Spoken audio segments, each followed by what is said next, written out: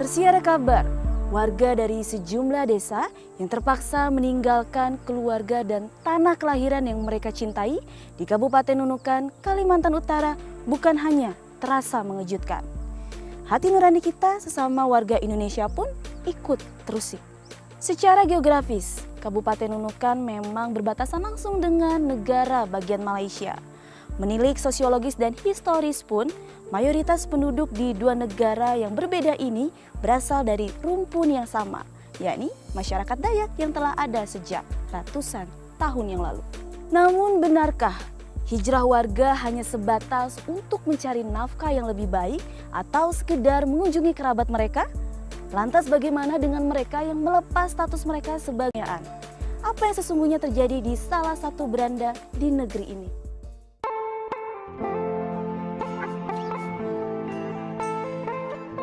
69 tahun sudah udara kemerdekaan dihirup, namun manisnya kue kemerdekaan tak kunjung merata dinikmati. Terlebih bagi mereka yang secara turun-temurun hidup dan tinggal di wilayah perbatasan dan masih terisolir. Kecamatan Lumbis Ogong, Kabupaten Nunukan, Kalimantan Utara menjadi salah satu di antaranya.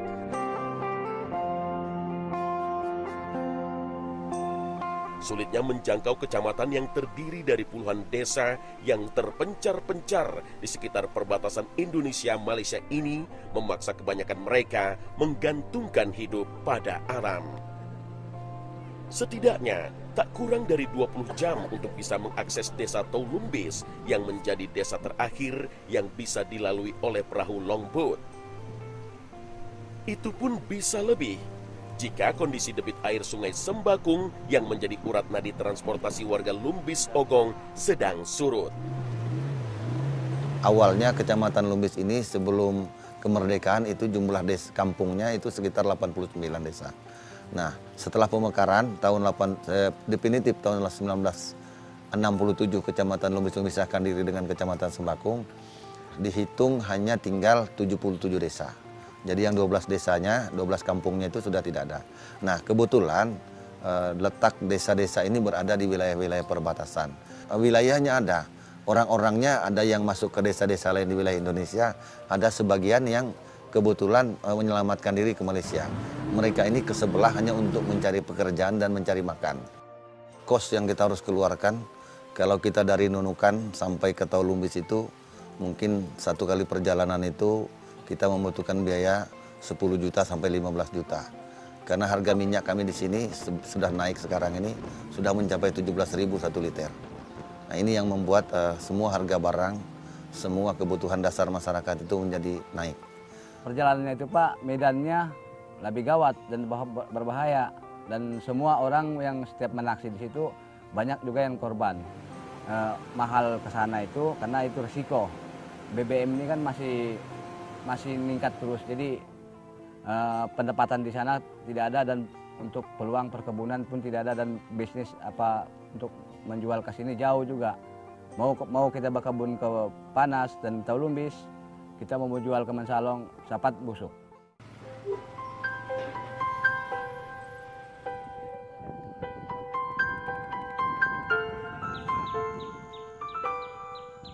Konsekuensi biaya tinggi menjadi kondisi mutlak yang mau tidak mau harus dihadapi bagi tak kurang dari 5.900 warga Lumbis Ogong dalam menempuh liku-liku menuju impian sejahtera di atas tanah kaya raya warisan nenek moyang.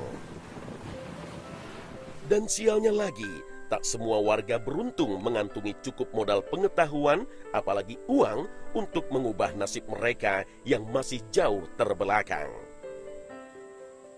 Kalau menghidupi keluarga ini kan maklum orang di sini orang pedalaman lah kan, jadi orang di hulu, jadi sulit kami untuk mencari nafkah sehari-hari, apalagi kalau kami mencari uang untuk sekolah.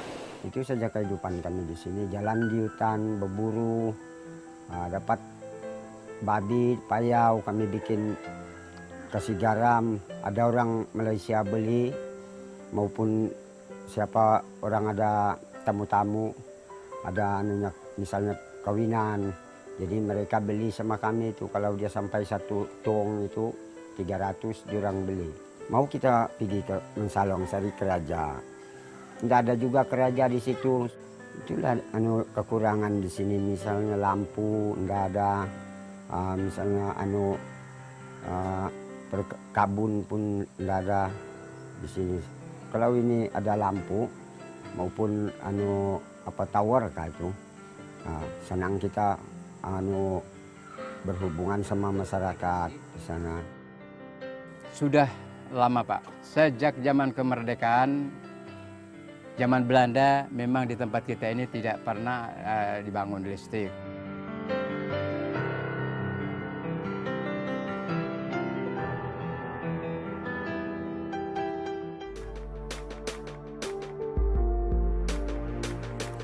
Menilik pada fakta, persoalan di Kabupaten Nunukan bukan masalah sederhana.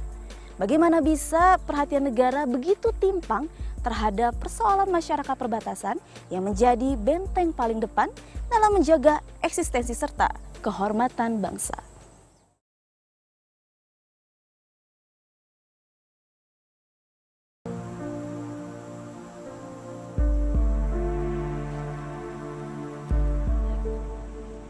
Terkonsentrasinya perhatian pemerintah pusat yang selama ini cenderung mengalah ke wilayah dengan akses mudah, populasi penduduk besar serta potensi sumber daya yang dianggap lebih potensial, tak jarang menepikan daerah-daerah terpencil khususnya di kawasan perbatasan.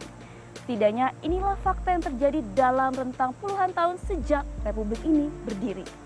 Sudah barang tentu pemerintah menaruh kepedulian soal ini. Namun hal apakah yang membuat gerak roda ekonomi demi menggapai hidup yang lebih layak berjalan begitu lamban?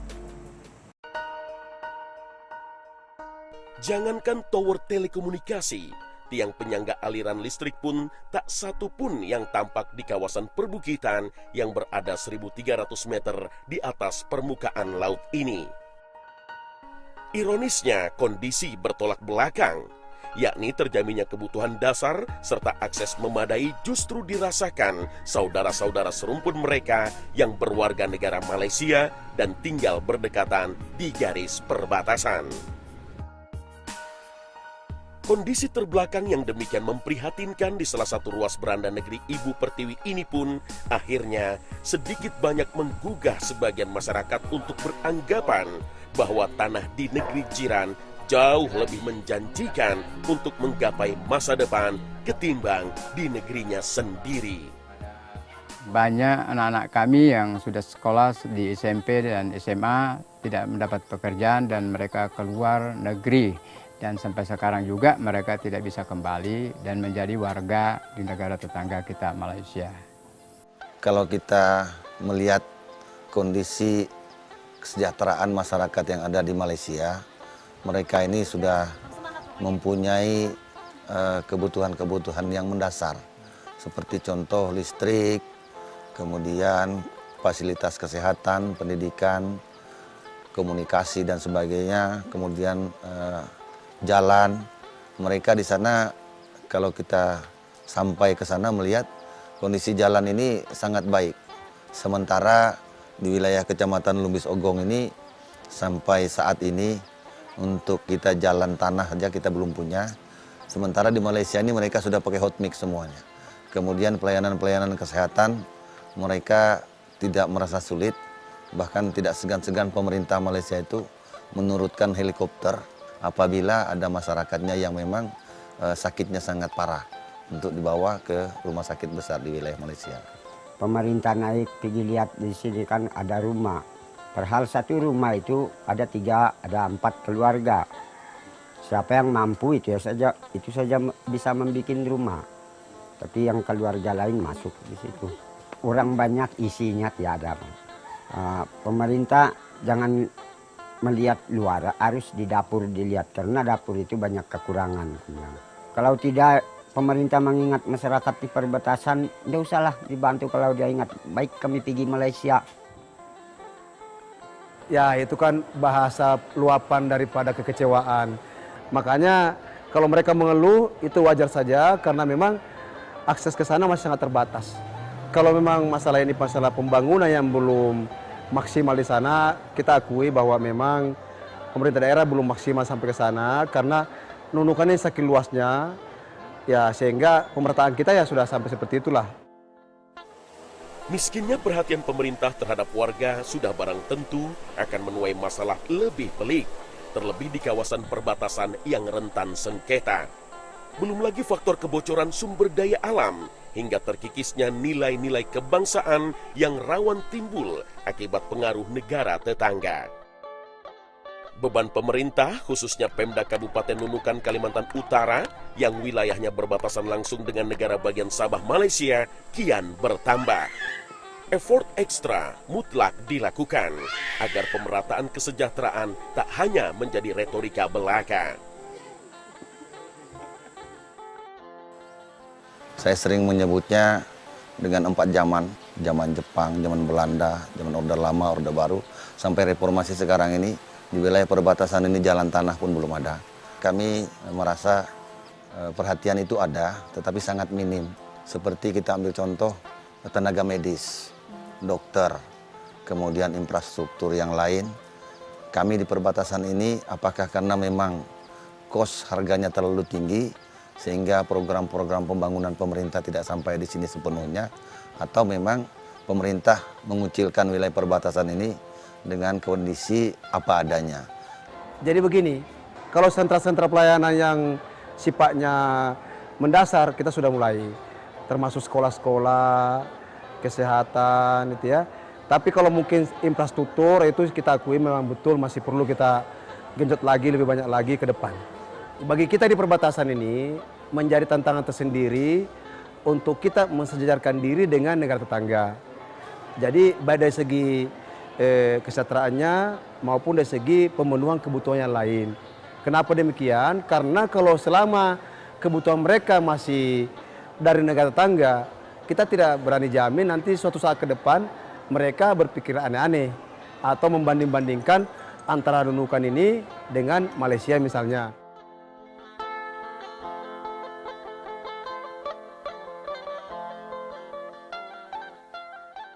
Harapan kebanyakan rakyat Indonesia sesungguhnya sederhana.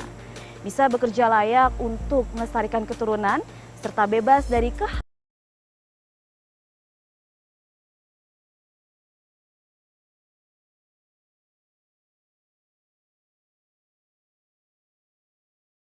kekhawatiran melewati jalan gelap, antrian panjang BBM, atau obat dan sekolah yang sulit dijangkau. Pertanyaannya kemudian adalah, masih adakah harapan itu di benak mereka? Atau justru himpitan hidup yang telah menggerus ingatan bahwa ada negara yang sepatutnya memperhatikan nasib mereka?